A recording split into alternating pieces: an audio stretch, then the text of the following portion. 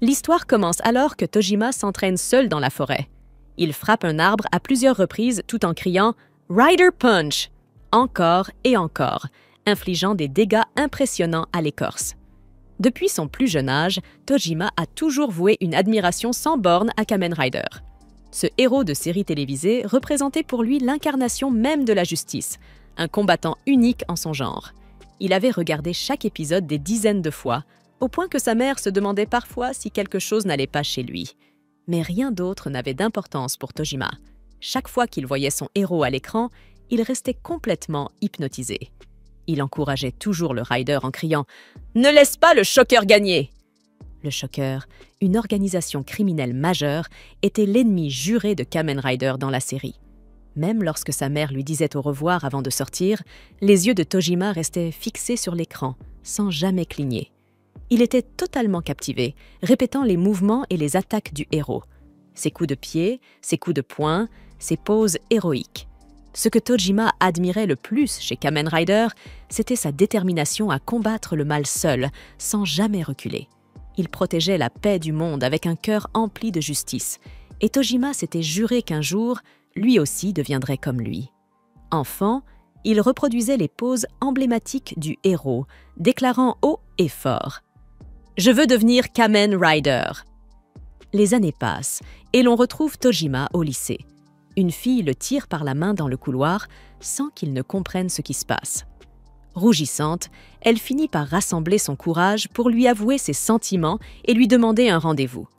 Tojima, complètement abasourdi, accepte immédiatement, le cœur battant. Mais soudain, la jeune fille s'excuse, avant de révéler que tout n'était qu'une farce. Le choc est brutal. Tout le lycée éclate de rire tandis que le voyou Kirogawa se moque ouvertement de lui, avouant que le canular était son idée. Emily, la fille en question, est en réalité sa petite amie, et elle avait perdu un pari qui l'obligeait à faire semblant de déclarer sa flamme à Tojima. Humilié, Tojima baisse les yeux et quitte la salle en silence, pendant qu'Emily, mal à l'aise, semble regretter son geste. Seul, Tojima repense à son enfance. Il se revoit, petit garçon, observant un groupe d'enfants jouer à pierre-papier-ciseaux. Le vainqueur du jeu avait le privilège de jouer Kamen Rider, tandis que les perdants devaient se contenter d'incarner les membres du Shocker. Mais Tojima les regardait de haut. Pour lui, on ne devenait pas Kamen Rider en jouant à pierre-papier-ciseaux. C'étaient juste des enfants qui faisaient semblant d'être des héros, alors que lui, il ne faisait jamais semblant. Il prenait une pose héroïque et proclamait d'un ton solennel « Moi, je suis sérieux !» Revenons au présent. Emily finit par retrouver Tojima. Les larmes aux yeux, elle s'excuse de lui avoir joué ce tour cruel. Touché par sa sincérité, Tojima accepte son excuse sans hésiter. Peu à peu, ils se mettent à discuter. Emily lui avoue qu'il y a quelque chose de spécial chez lui. « Plus de la moitié des garçons de leur lycée sont des voyous », dit-elle. Mais Tojima, lui, n'en fait pas partie. Pourtant, elle sent bien qu'il n'est pas normal non plus. Les gens racontent qu'on l'a vu, plus d'une fois, crier des phrases étranges au bord de la rivière tout en prenant des poses de super-héros. Tojima reste sans voix face à cette remarque, mais Emily ne semble pas s'en moquer. Au contraire, cette folie douce la fascine. C'est alors qu'un garçon s'approche, un sourire narquois aux lèvres. Il s'appelle Ryota. D'un ton moqueur, il demande à Emily si elle a rompu avec Kirogawa et s'esclaffe à l'idée que Tojima puisse être son nouveau petit ami. « Sérieusement? Avec ce loser ?» ricane-t-il. Puis, d'un ton provocateur, il ajoute « Autant sortir avec moi, ce serait moins ridicule. » Emily, mal à l'aise, dit à Tojima qu'il devrait s'en aller. Mais Ryota lui attrape le bras pour la retenir. Tojima n'hésite pas une seconde. Il s'interpose et ordonne d'une voix glaciale « Lâche-la !» Dans le même mouvement, il lui tord le bras avec une force surprenante. Ryota tente de riposter, mais Tojima bloque son poing d'un seul geste. Puis, calmement, il le relâche, avant d'ajouter d'un ton ferme « C'est l'heure de la revanche !» Son poing s'abat alors sur le visage de Ryota dans une frappe foudroyante. L'adolescent est projeté en arrière, sonné. Les amis de Ryota bondissent pour l'aider, mais Tojima les arrête tous les deux en même temps, avec une précision inhumaine. « Vous aussi, c'est votre tour !» déclare-t-il. Il enchaîne 2 coups de pied explosifs qui envoient les voyous à terre, gémissant de douleur. Emily, sidérée, ne peut que le regarder sans mot dire. Jamais elle n'aurait imaginé que ce garçon calme et étrange possédait une telle puissance. Tojima, impassible comme toujours, se contente de dire « Je ne leur ai rendu que ce qu'ils m'avaient redonné ». Puis il tourne les talons et s'éloigne lentement, laissant derrière lui les brutes gisant au sol. Ryota, le visage ensanglanté, jure de se venger. Elle hurle de terreur, et Ryota appelle Tojima d'une voix furieuse. Ryota lui ordonne de descendre et déclare la guerre pour ce qu'il a fait. Les autres élèves regardent la scène, horrifiés, se demandant ce que Tojima a bien pu faire pour provoquer une telle rage. Pour ne rien arranger, aucun membre du gang de Kirigawa n'est venu à l'école ce jour-là, donc personne ne peut intervenir. Les professeurs, eux, sont totalement inutiles. Mais cela n'a plus d'importance, car Tojima vient de s'avancer. Ryota, humilié devant tout le monde, bouillonne de colère et veut lui donner une correction qu'il n'oubliera jamais. Mais Tojima, lui, a une toute autre idée. Il lève la tête et déclare d'un ton calme que des gamins qui se battent entre eux, ce n'est pas une guerre. Il explique que des adolescents comme eux n'ont même pas de travail, qu'ils ne sont pas encore des membres à part entière de la société. Il se dit dégoûté de voir des jeunes parler de devenir les plus forts ou de conquérir d'autres écoles, alors qu'ils vivent encore au crochet de leurs parents, qui les nourrissent, les logent et paient tout pour eux. Selon Tojima, parler de guerre dans ces conditions est ridicule et puéril. Au lieu de ça, s'ils veulent vraiment se battre, ils devraient se montrer adultes et combattre le mal, le vrai. Tout le monde reste bouche bée face à ce discours inattendu, sauf Emily, qui le regarde avec des yeux pleins d'admiration. Mais Ryota n'en peut plus. Sans écouter davantage, il fonce sur Tojima avec toute sa bande. Tojima, refusant de reculer, charge à son tour, déterminé à se défendre. Malheureusement, ils sont bien trop nombreux. Tojima est vite submergé et se fait littéralement massacrer. Emily, horrifiée, assiste impuissante à la scène tandis que Tojima tente désespérément de se protéger sous les coups. Le gang ne s'arrête que lorsqu'ils sont épuisés, laissant Tojima à terre, couvert de sang et de bleu. Ryota, haletant mais triomphant, déclare alors qu'il prendra Emily comme sa récompense. La jeune fille supplie à l'aide, mais personne n'ose bouger. Tous les élèves restent figés, impuissants et terrifiés. Dans un cri de désespoir, Emily appelle Tojima. Et ce simple appel réveille quelque chose en lui. Le héros, brisé mais pas vaincu, se relève lentement. Il ordonne à tout le monde d'arrêter. Le silence tombe. Chacun des membres du gang regarde, stupéfait, cet homme qui, malgré les coups, se tient encore debout. Ils étaient convaincus que Tojima avait perdu connaissance, mais il n'en avait pas encore fini. Avec un geste théâtral, Tojima retire son manteau et déclare à la bande qu'il n'a jamais voulu utiliser ce pouvoir contre eux. Malheureusement, ils ne lui ont laissé aucun choix. Alors, lentement, il enlève aussi sa chemise. Ryota, déconcerté, fixe les étranges marques gravées sur le ventre de Tojima sans en comprendre le sens. La confusion grandit lorsque celui-ci prend une pose héroïque. Continuant son numéro, Tojima prononce d'une voix solennelle le mot « Rider », puis adopte une autre posture en criant « Transforme !»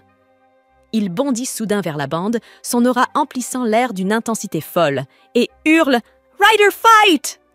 Tout le monde reste figé, partagé entre la stupeur et l'incompréhension, tandis que Tojima conclut sa transformation par un cri dramatique « Kamen Rider !» Rien ne se passe. Les voyous éclatent de rire, le traitant de fou pour cette mise en scène ridicule. Mais Ryota allait bientôt regretter ses moqueries. En un éclair, Tojima lui assène un coup de poing si puissant qu'il est projeté à plusieurs mètres dans les airs. Les mâchoires tombent. En quelques instants, Tojima a terrassé tous les membres de la bande.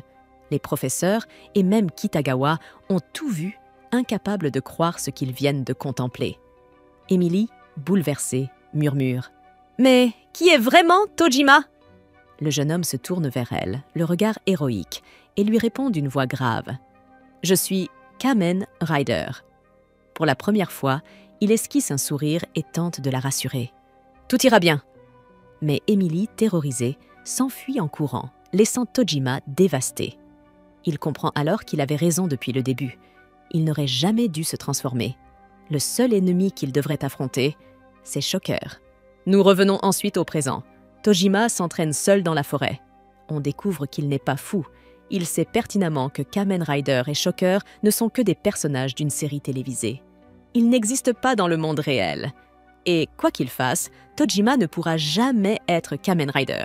Sa colère monte alors qu'il se répète sans cesse qu'il ne pourra jamais devenir un Kamen Rider. Furieux, il enchaîne les coups contre un arbre, ses poings s'écrasant encore et encore contre l'écorce. Soudain, un bruit se fait entendre dans les bois.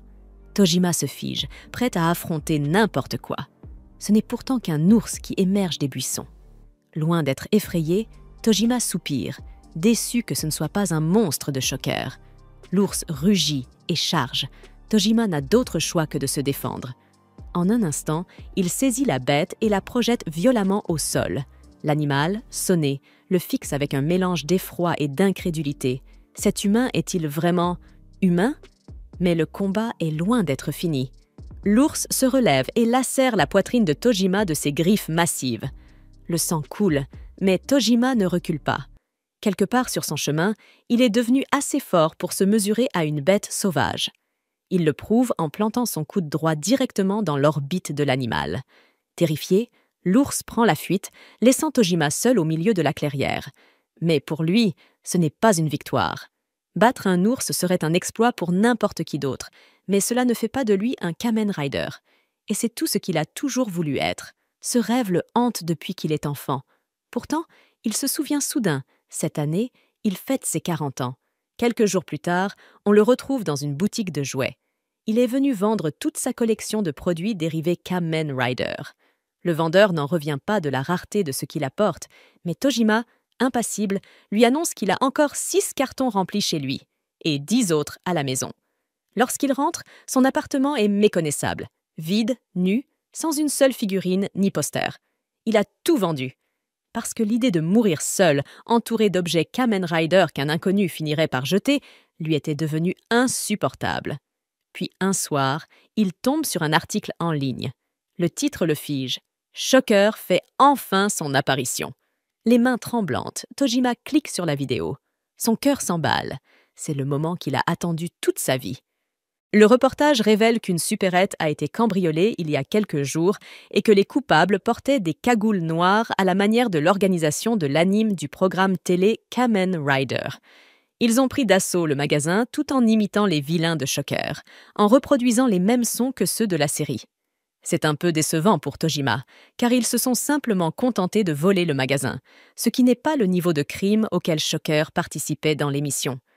Au travail, Tojima entend parler d'une nouvelle attaque de Shocker, et il semble qu'elle se multiplie récemment dans tout le pays. Une tendance semble se dessiner, mais Tojima refuse de croire qu'il s'agisse du vrai Shocker.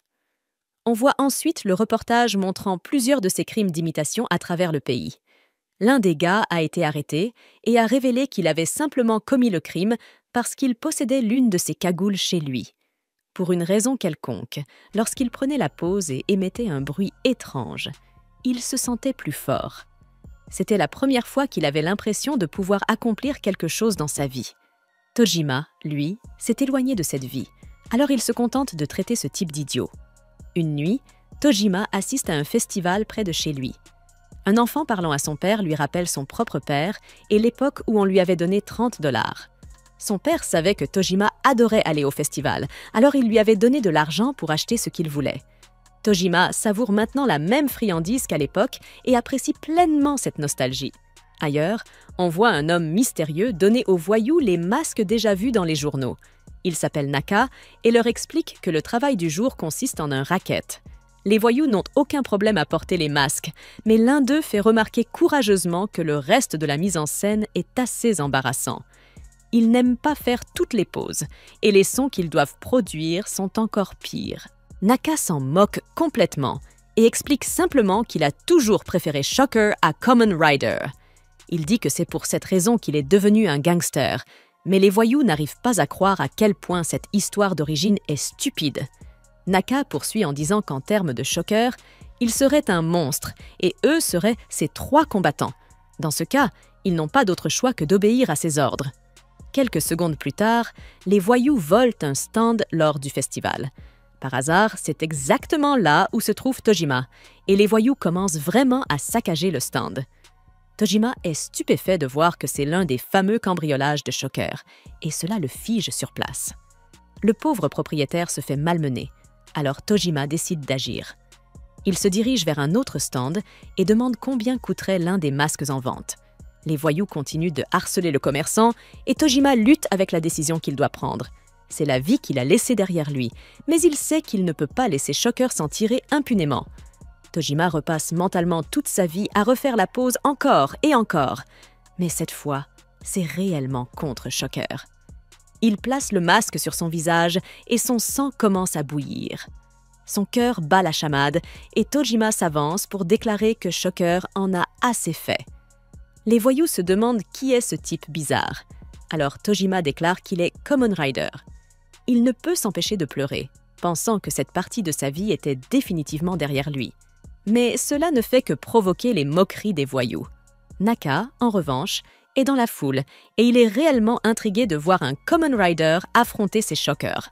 Tojima refuse de se laisser ridiculiser et dit aux voyous qu'il est sérieux.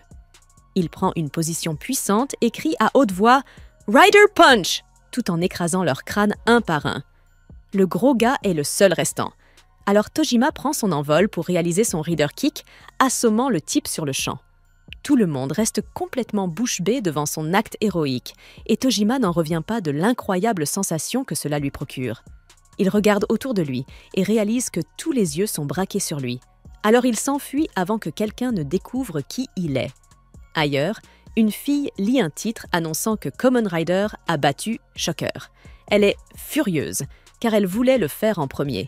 Elle est insultée par ce Kamen Rider qui ne porte qu'un masque au lieu d'un costume complet comme elle et se demande qui il croit être.